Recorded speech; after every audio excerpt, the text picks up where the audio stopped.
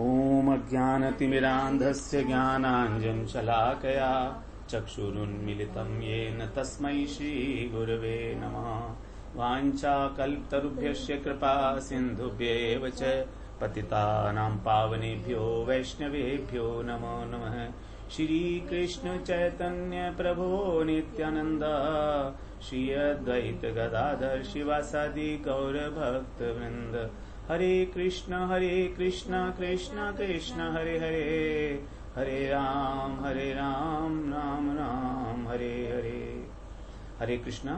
सर्वप्रथम मैं अपने गुरु पाद पद्म ओम विष्णुपाद अष्टोत्तर शत श्री श्रीमद भक्ति वेदांत माधव गोसाई महाराज के चरण कमलों में अनंत कोटि दंडवत प्रणाम करता हूँ।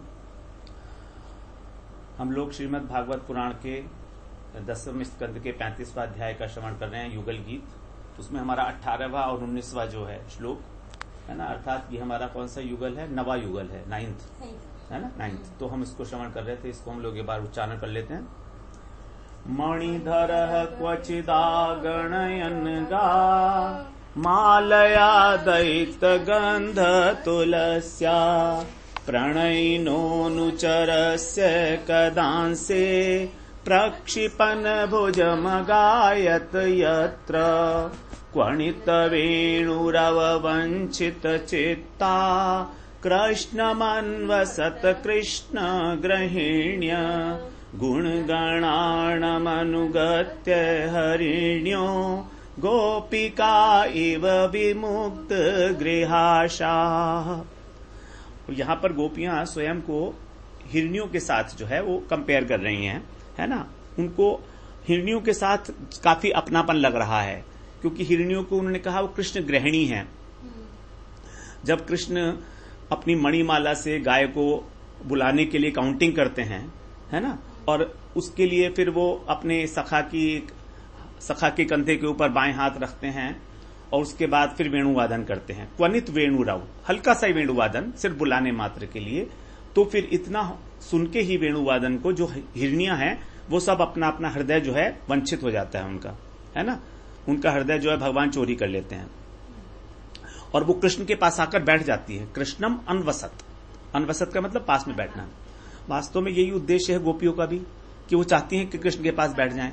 अब और कोई प्राणी कृष्ण के पास आकर नहीं बैठा, नदियां हैं, मेघ है, पक्षी हैं, वो तो कोई आके नहीं बैठे ना।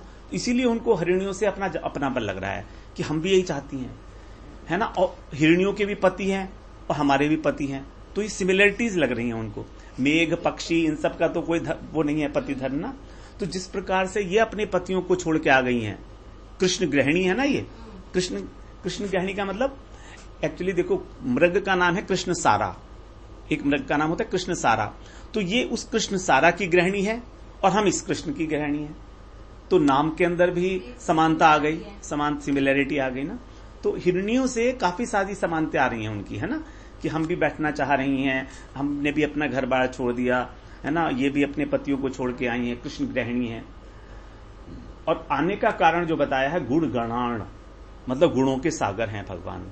तो हम लोग यही बात कर रहे थे, भगवान जो 4 गुण हैं उनके, है ना, वेणु माधुरी, रूप माधुरी, लीला माधुरी और प्रेम माधुरी। तो सबसे पहले गोपियां जो आकर्षित हुई थी वो वेणु गीत से हुई थी। तो वेणु माधुरी, भगवान को देखा नहीं था उन्होंने। जब पूर्व राग हुआ तो उन्होंने केवल भगवान की वेणु को सुना था और उनसे प्रेम हो गया उनको। तो फिर उन्होंने वेणु को सुन के जब उनके दर्शन किए तो देखा, अरे ये तो अनुपम है ना, इनकी तो इतनी सुंदर माधुरी है, रूप माधुरी। उसके बाद फिर गुणों के ऊपर आए हैं, 3rd लेवल पर है ना। नहीं, रूप के साथ ही गुण आ जाएगा। लीला माधुरी, लीलाओं में तो गुण दिखाई देते हैं ना भगवान के। लीलाओं में जैसे सुखदेव जी को जब वन से आकर्षित करना था तो व्यास जी ने अपने शिष्यों को एक मंत्र पढ़ाया था, वरहा पीडम नटवर वपु, है ना, जो गोपियों ने गाया है। उसमें सुंदरता का वर्णन है भगवान की। तो सुखदेव जी ने यही पूछा था कि भाई तुम जिसके बारे में बात कर रहे हो है तो बहुत सुंदर, लेकिन कुछ उसमें गुण भी हैं, कुछ क्वालिफिकेशंस भी हैं, या ऐसे सुंदर बना घूम रहा है ना। तो उन्होंने कहा भाई हमें तो मालूम नहीं है, हम अपने गुरु जी से पूछ के आएंगे। तो उन्होंने गुरु जी से कहा, गुरु जी वो ऐसे पूछ रहे थे हमसे, एक बच्चे एक मिले थे अवधूत, है ना, नग्न थे वो तो, और घूम रहे थे और हमसे ऐसे पूछ रहे थे, अब आप बताओ कि हम क्या बताएं। तो समझ गए समझ गए कि ये मेरा बेटा ही है ना, सुखदेव ही है, और कोई तो आकर्षित हो ही नहीं सकता था। तो उनका देखो मैं तुम्हें एक और श्लोक सुनाता हूं, वो वाला श्लोक उसको सुनाना तुम। तो फिर वो वाला श्लोक जो था वो भगवान के गुणों के ऊपर ही है। कौन सा श्लोक है पता है? अहो बकीयम स्तनकालकूटम जिंघांसया पाययदप्य साध्वी लेभे गतिम धात्र्युचिताम कुतोन्या कम वा दयालुम शरणम ब्रजेम। ये वाला श्लोक सुनाया। कैसे हैं भगवान हमारे? अहो बकीयम स्तन कालकूटम। जो बकासुर था उसकी बहन है बकी, न पूतना। तो जो पूतना उनको अपने स्तन के ऊपर कालकूट विष लगा के आई थी। विष ने लगाया था, एक्चुअली उसके स्तन से निकलता ही विष था। कुछ लोग बोलते हैं कि कालकूट विष लगाया था, ऐसा नहीं है। जिस प्रकार की वो राक्षसी थी, है ना, पूतना लोक बालग्नि, लोगों को, बच्चों को मारने वाली, है ना, राक्षसी थी ना वो, तो उनके स्तनों से विष ही निकलता था। कालकूट विष ही निकलता था। उनका काम ही यही था, रुधिर, बच्चों का खून पीना उनका कार्य है। तो पूतना कोई नाम नहीं था, पूतना एक जाति विशेष है राक्षसियों की, उनका काम ही यही है। तो इस प्रकार से वो बकासुर की बहन थी, इसलिए बक्की भी बोलता है। तो वो बोल रहे हैं कि देखो वो भगवान को मारने के लिए आई थी, है ना, जिंघांसया पाया दप्य असाध्वी, असाध्वी मतलब गलत उद्देश्य के साथ आई थी, है ना, लेकिन भगवान ने उसको भी धात्रुचिताम गति दे दी। अपनी धात्री को जो गति देती वो गति दी। धात्री का मतलब होता है पता है? मां नहीं, मां के समान जो होती है, धात्रियोचित। धात्री का मतलब होता है जो दूध पिलाती है बच्चे को, धाय जिसे बोलते हैं ना, मेड जो होती है, तो वो धात्रियोचित गति दी है भगवान ने उसको। मतलब उसको अपने लोक में तो ले गए, गोलोक में, लेकिन ये नहीं कि वो उसके साथ कोई लीला कर रहे हैं, वो गोलोक के बाहरी मंडल में है स्थित, स्थान दे दिया वहां पर उसको, है ना। तो धात्रुचिताम को तो नहीं, कम वा दयालु शरणम ब्रजेम। ऐसे दयालु को छोड़ के और किसकी शरण में जाएं? ऐसा कोई दयालु हो सकता है जो जिसको मारने के लिए आया उसको अपने लोक में ले गए? कारण क्या था? पूतना को भगवान अपने लोक में ले गए। एक ही उसकी क्वालिफिकेशन थी, है? नहीं, उसकी क्वालिफिकेशन ये थी कि उसने यशोदा मैया जैसे, गोपियों जैसे वस्त्र धारण कर रखे थे। गोपिका की ड्रेस पर आई थी, वो राक्षसी के रूप में नहीं आई थी, बहुत सुंदर बन के आई थी ना। सब लोग उससे सम्मोहित हो गए थे। रोहिणी जी, लक्ष्मी जी, कह रहे अरे कौन आ गई? नहीं, यशोदा मैया, रोहिणी दोनों, है ना, कितनी सुंदर है, तो साक्षात लक्ष्मी है, तो देवी है। तो गोपियों की ड्रेस पहन के आई थी, वो मां की ड्रेस पहन के आई थी। सिर्फ ड्रेस पहनने मात्र से ही कृष्ण ने उसको गति दे दी। तो अब जो लोग यहां पर धोती पहने घूमते हैं, सफेद, भगवान का नाम लेते हैं, चाहे नाम ले या ना ले, उनको नहीं मिलेगी क्या गति? आप बताओ, उनको नहीं मिलेगी क्या? जो धोती पहने घूम रहे हैं, धोती कहां से? ब्रज की ड्रेस है ना, तो ब्रज की ड्रेस में जो घूम रहे हैं, भक्त बने हुए घूम रहे हैं, इसलिए तो प्रभुपाद जी ने सबसे पहले कहा धोती पहनो सब लोग, ये पैंट वैंट नहीं चलेगी। और कोई ऐसा संप्रदाय नहीं है जहां पर वस्त्रों के ऊपर इंसिस्टेंस दी जाए। कोई है ऐसा संप्रदाय? ऐसा कोई नहीं है।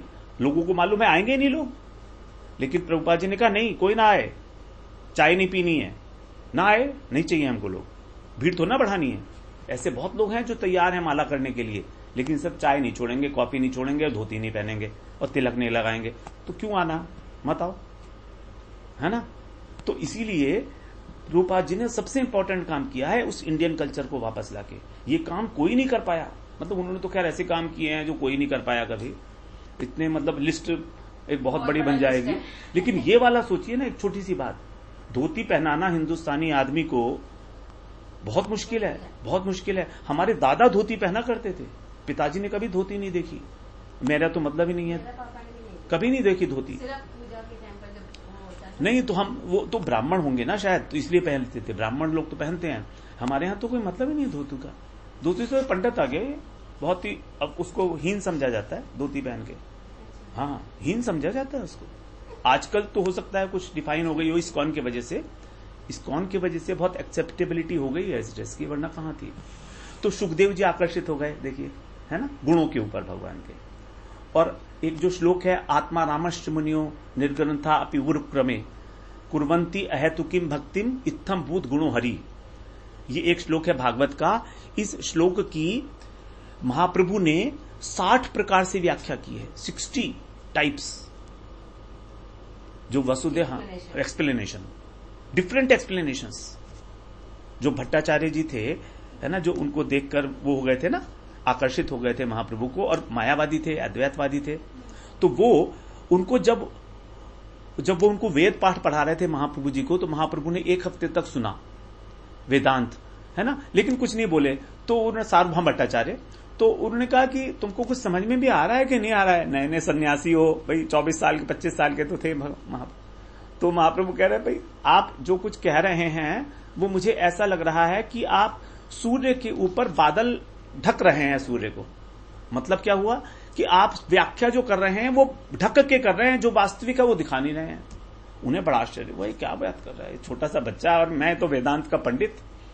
तब उन्होंने, महाप्रभु ने उनको इस श्लोक की, आत्मारामश्च मुनियो निर्गंथा अपि उपक्रमे कुर्वन्ति अहेतु किम, चैतन्य चैतन्य भागवत का एक श्लोक है कि आत्माराम मुनि जिनकी निर्ग्रंथ हो चुके हैं, जो मतलब जिनकी चित्त और जड़ ग्रंथि दूर हो चुकी है, अर्थात उनको ये पता लग गया है कि हमारा शरीर और हमारी आत्मा अलग अलग है ना, वो भी भगवान की अहेतु की भक्ति करने लगते हैं जब उनको भगवान के गुणों का पता लगता है।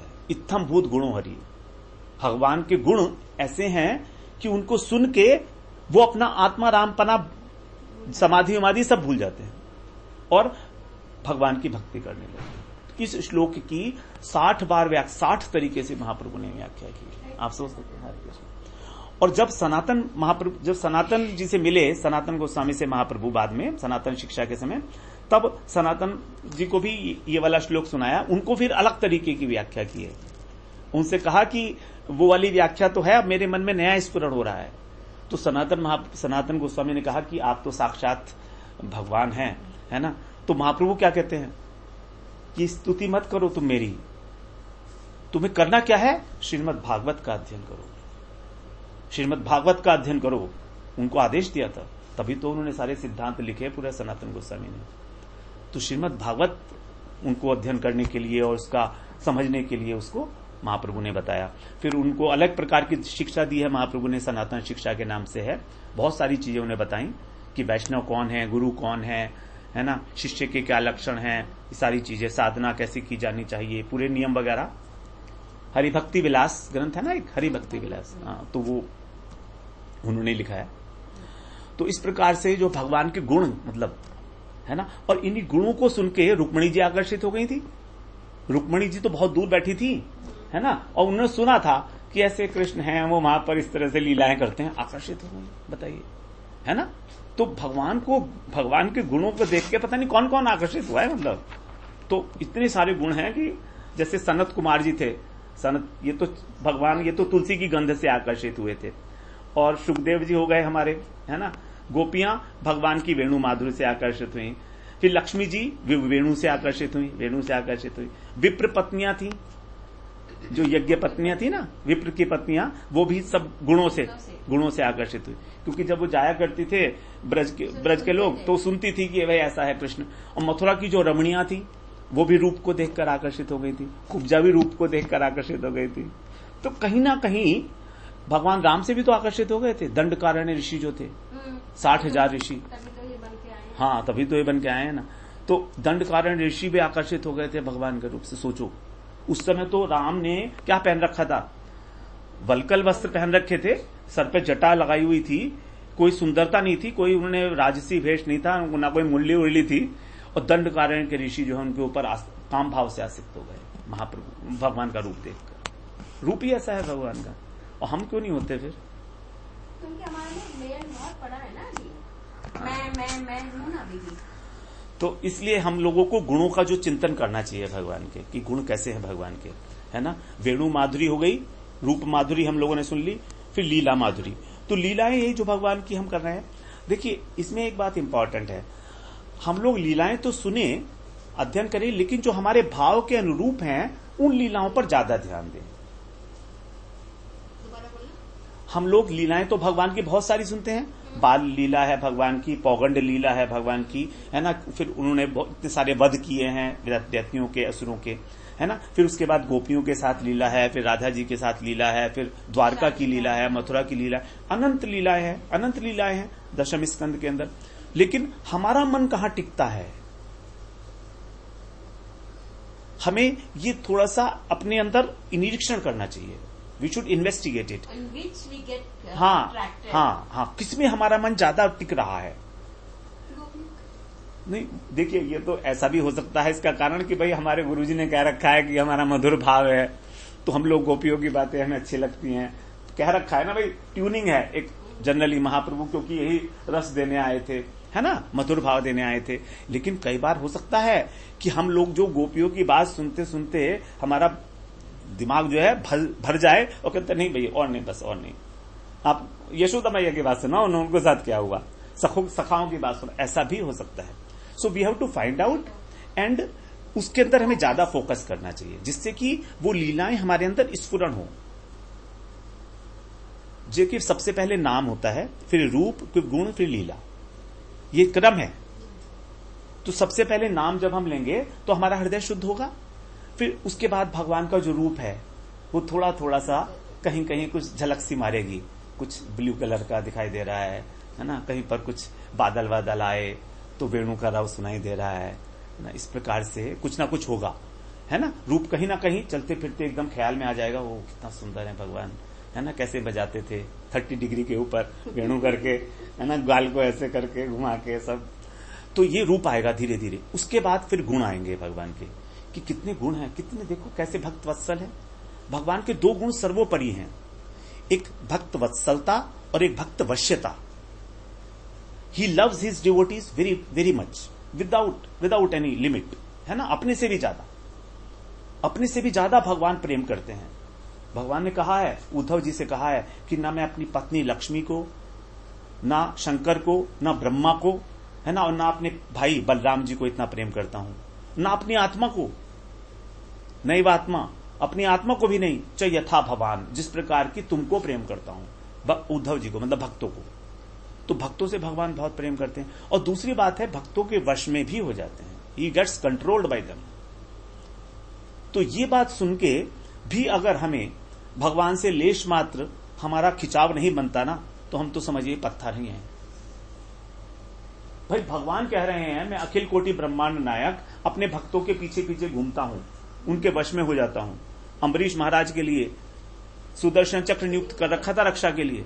अम्बरीश महाराज इतना बड़ा पृथ्वी का शासन करते थे, कोई बिजी नहीं थे, वो कुछ नहीं करते थे, आप समझ रहे ना, कुछ भी नहीं करते थे, भगवान के मंदिर में घुसे रहते थे हर वक्त। और कैसे चल रहा था भाई पृथ्वी का शासन।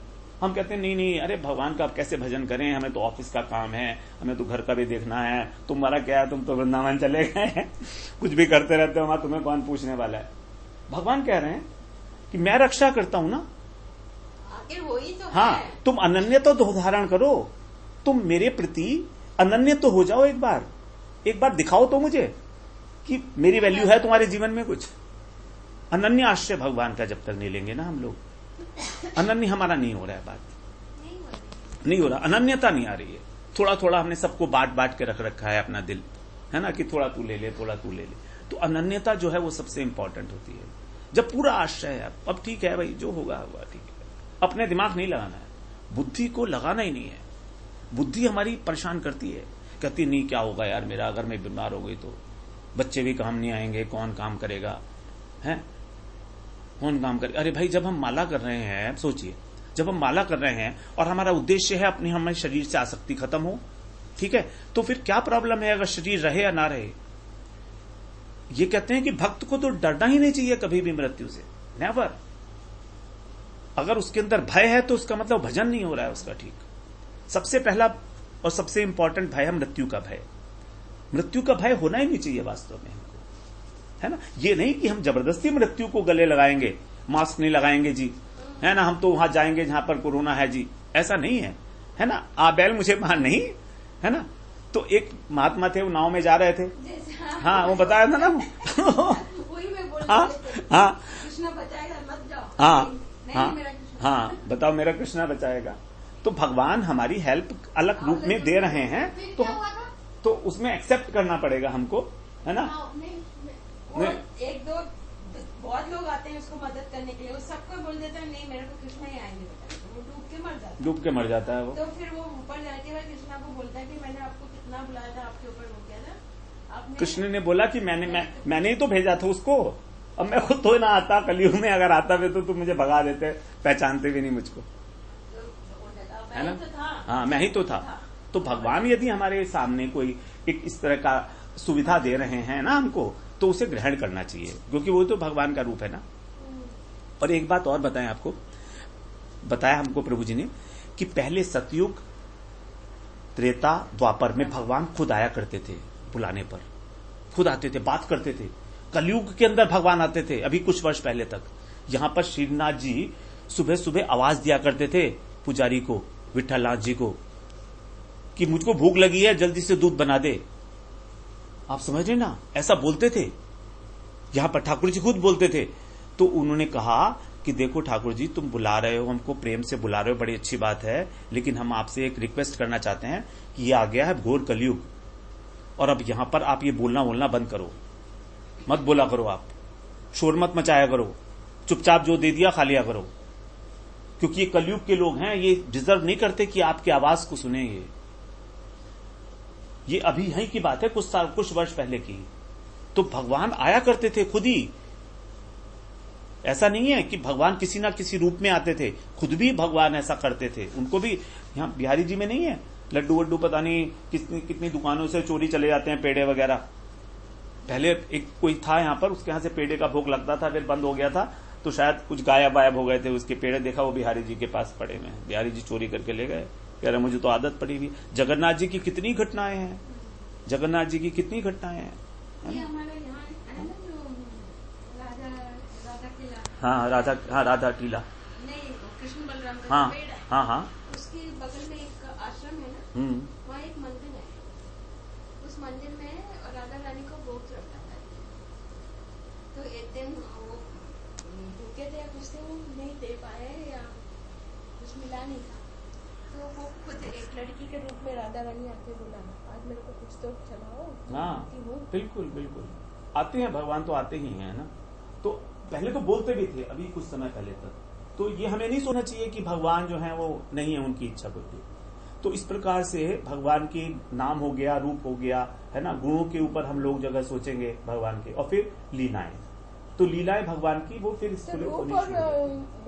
गुण एक ही होता है। हाँ, रूप के साथ ही गुण मान लीजिए, है ना, या लीलाओं के साथ मान लीजिए। लीला के साथ ठीक है। हाँ, लीला के साथ ठीक है। और उसके बाद फिर प्रेम माधुरी तो है भगवान की, है ना। प्रेम में तो भगवान कह रहे हैं, ना पारे हम निर्वध्य संयुजाम, मैं पार ही नहीं पा सकता इन गोपियों ने जो मेरे को प्रेम किया है। न पारे हम निर्वध्य संयुजाम स्वसाधु कृत्यम विबधायुषापि वह यामा भजन दुर्जर गेह श्रृंखला संवृश्य तद्वह प्रतियातु साधुना। गोपियों से कह रहे हैं कि तुम्हारा जो प्रेम है निर्वध्य है, अत्यंत पवित्र है, निर्मल प्रेम है तुम्हारा, संयुजाम। देखिए, हम लोग कई बार गोपियों के प्रेम के ऊपर आक्षेप करते हैं ना कि उनके अंदर काम भाव था। भगवान कह रहे हैं निर्वध्य संयुजाम, आपका बिल्कुल निर्मल प्रेम है, एकदम स्वच्छ, और आप के प्रेम से मैं कभी उड़न नहीं हो सकता। हाँ, ये बात जरूर है कि आप क्योंकि बहुत अच्छे स्वभाव वाली हो, साधु स्वभाव वाली हो, उदार गुण वाली हो, इसीलिए आप मेरे को ऋण मुक्त कर सकती हो चाहो तो, अपने स्वभाव से। जैसे एक सेठ है, तो उससे किसी ने लोन लिया, ऋण लिया, और वो वापस नहीं कर पा रहा है, तो कहता है कि सेठ जी अब माफी कर दो, आप तो बहुत उदार हो, तो सेठ जी ने माफ कर दिया। उसी प्रकार कह रहे हैं भगवान कि तुम लोग माफ कर सकते हो ऋण आपके स्वभाव के कारण, क्योंकि तुमने मेरे लिए अपनी दुर्जर गेह श्रृंखला छोड़ दी। घर की जो घर का जो धर्म था तुम्हारा, देह धर्म, लोक धर्म, वेद धर्म, सब कुछ जितने धर्म थे शरीर के, वो सब छोड़ के तुम मेरे पास आ गई हो। यही है तुम्हारा सबसे बड़ा भजन, इस प्रकार तुमने मेरा भजन किया है। तो भगवान स्वयं कह रहे हैं कितने प्रेम में अभिभूत हैं भगवान गोपियों के। और मतलब क्या है, गोपियों को बोलते हैं ना प्रेम की पराकाष्ठा, प्रेम की ध्वजा सुना होगा आपने। प्रेम की ध्वजा मतलब पराकाष्ठा, लिमिट, है ना, extreme limit of the love, height of the love. तो इस प्रकार से धीरे धीरे हमारा भगवान के 4 गुणों के अंदर प्रवेश होना चाहिए, वेणु माधुरी, रूप माधुरी, लीला माधुरी और प्रेम माधुरी, है ना, होना चाहिए ना। अब इसके लिए हमें क्या करना है, चिंतन करना पड़ेगा। देखिए, श्रवण कीर्तन स्मरण हमारी भक्ति के अंग हैं, लेकिन हम लोग स्मरण नहीं कर सकते भगवान का। स्मरण किसका होता है? जो घटना आपके साथ हो चुकी है ना, बिना किसी बुद्धिपूर्वक। अब हमसे कहें, आपसे हम कहें कि आप अपने बच्चे का स्मरण करिए, तो कहे क्या मजाक कर रहे हो भाई, मैं अपने बच्चे की याद करूं? अरे वो तो रहती है हर वक्त, उसकी याद क्या करनी। मैं अगर आपसे कहूं कि आप अपने बच्चे का स्मरण करिए, तो क्या आप स्मरण करेंगी? बोले क्या बात कर रहे हो, इसका कोई मीनिंग ही नहीं निकलता है ना। आप समझ रहे हैं ना। तो हम भगवान का स्मरण नहीं कर सकते हैं, क्योंकि हमारे साथ उनकी कोई घटना अभी घटी नहीं है। हाँ, अगर कभी भगवान आ गए, हमसे कुछ थोड़ा इंटरेक्शन हो गया, तो याद आएगी उनकी नेचुरली, लेकिन उससे पहले क्या करना है, चिंतन करना है। तो श्रीमद् भागवत पुराण में जब देवताओं ने गर्भ स्तुति की है, वहां पर एक बहुत इंपॉर्टेंट श्लोक बताया, वो पढ़ते हैं हम लोग। उसमें बहुत बड़ा रहस्य है। शृण्वन् गृह्णन् स्मरन् स्मरंश्च चिंतयन् नामानि रूपाणि च मंगलानि ते। नामानि रूपाणि च मंगलानि ते, भगवान का नाम और रूप। क्रियासु यस्तु चरणारविंद्यो राविष्ट चेता न भवाय कल्पते। 4 चीजें उन्होंने बताई, श्रवण कीर्तन ग्रहण है ना, और स्मरण। अब ये तीनों के बाद बोला चिंतयन, मतलब चिंतन करो। भगवान ने गीता में क्या कहा, अनन्यास चिंतयन तो माम ये जना पर्युपास्ते। स्मरण नहीं कहा, स्मरण भी कहा है, लेकिन स्मरण बाद की अवस्था है, पहले चिंतन होगा। पहले चिंतन पक्का हो जाएगा ना जब, तब स्मरण होना शुरू हो जाएगा। चिंतन मीन्स टू कंटेम्पलेट डेलिबरेटली,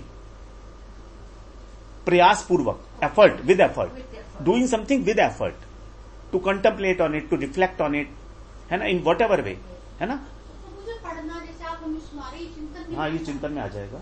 श्रवण भी हो रहा है, चिंतन भी हो रहा है इसमें, लेकिन चिंतन होता है अकेले में, थोड़ा वो ज्यादा फलदायी है ना। अब ये तो हमारी तो इंद्रियां इस समय सब इधर उधर हैं। जब चिंतन करेंगे, एक ही चीज के ऊपर अध्ययन करेंगे, उसको अध्ययन करेंगे, तो डूब जाएंगे उसमें, तो पक्का हो जाएगा, हमारे हृदय में बैठेगा, है ना।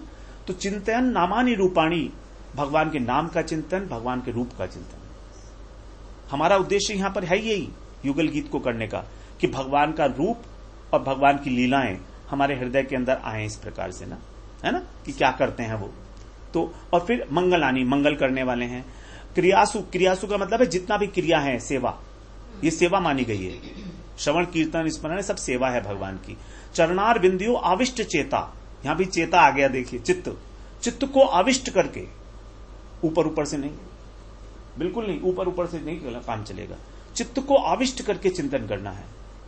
चित्त को आविष्ट करने का मतलब हुआ, जैसे हम अपने घर के बारे में कुछ सोचते हैं कई बार, है ना, कुछ चिंतन करते हैं, प्लानिंग करते हैं कोई, कि भाई आगे 6 महीने बाद क्या करना है, हमको सोचना पड़ेगा, भाई लड़के की शादी करनी है ना। तो डीपली करते हैं, ये नहीं ऊपर से थोड़ा बहुत किया और बिगाड़ से टाली और छोड़ दिया। बड़ा डीप एनालिसिस करते हैं कि कितने रिश्ते आए हैं, क्या करना है, सारी चीजें चिंतन करते हैं ना वो। तो वो चिंतन आविष्ट होके उसमें, कि मेरा अपना काम है। न भवाय कल्पते, पुनर्जन्म नहीं होगा, जन्म मृत्यु नहीं होगी, केवल चिंतन करने से भी, चिंतन करने से जन्म मृत्यु। भवाय का मतलब है हमारा मैं और मेरापन छूट जाएगा। आप मृत्यु का मतलब कभी भी इस जन्म शरीर से मत समझना। हम सोचते हैं कि अगर हमारी मृत्यु को हमने पार कर लिया तो समझ लिया हमारा जन्म नहीं होगा। ऐसा नहीं है, मृत्यु का अर्थ अलग है। मृत्यु का अर्थ है, जन्म का, मृत्यु का अर्थ है संसार के अंदर मैं और मेरापन। अगर आप संसार में बहुत अधिक आसक्त नहीं है ना, तो आप शरीर है या नहीं है कोई फर्क नहीं पड़ेगा।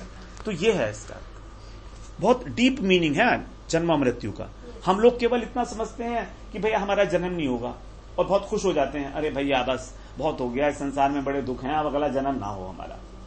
कुछ नहीं होना, यहां जन्म ना होगा, कोई और हो जाएगा, देवता बन जाओगे, जाके गंधर्व बन जाओगे, वहां तो और भी गंदगी है ना। 14 भुवन है, एक ही थोड़ा है कोई, तो 84 लाख योनियों में से कहां जाएंगे क्या मालूम है। तो न भवाए, नहीं भजन नहीं, ना हाँ, नहीं करते, वहां पर कर्म नहीं है ना। हाँ, ऐश्वर्य है, भोग है वहां पर। ऐसा नहीं है कि वहां भक्त नहीं है, भक्त भी है, ऐसा नहीं है, भक्त भी है।